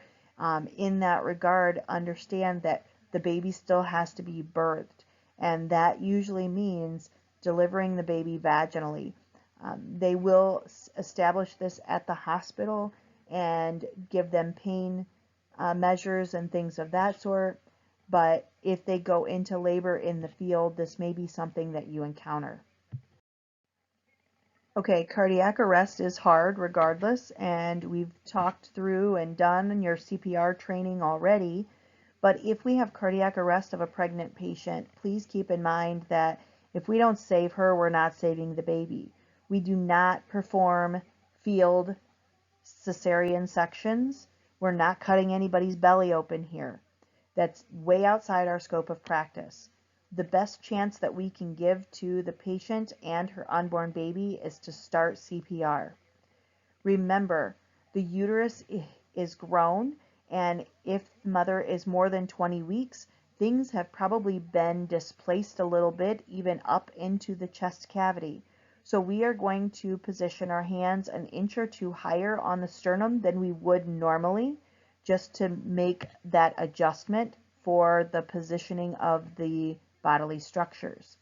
We're going to continue CPR until an emergency C-section can be performed by the correct individuals. We get to the emergency department and we hand over care, or if we are ordered to stop through our medical control. So you've probably had enough with babies now, so let's just talk about female gynecologic emergencies. Vaginal bleeding can occur for a variety of reasons. It does not have to be related to pregnancy, but do note that vaginal bleeding can potentially be life-threatening based off the amount of bleeding that occurs. We want to be able to watch the patient for hypovolemic shock and identify any additional signs or symptoms that the patient is having. Are they having abdominal pain with it? Did they have some type of trauma before this began? Are they pregnant? Could they be pregnant? Or have they had a hysterectomy? A lot of questions are going to go in here to try and identify the potential cause, but understand that we are geared on trying to reduce bleeding if at all possible. Remember, we never pack the vaginal opening, just place a pad over it, but monitor for those signs of shock. There may also be trauma to the external genitalia Remember, we kind of looked at that image early in this chapter that showed us the external genitalia. We need to think about what happened, what was the mechanism of injury. During our primary assessment, there may be some severe bleeding that we need to try to manage or control. We're looking for any signs of shock. And think also that if there's external injuries, there may be internal injuries as well. Sometimes we see these external genitalia injuries in situations of sexual assault. So speaking of sexual assault, we want to be able to address and treat any immediate life threats first.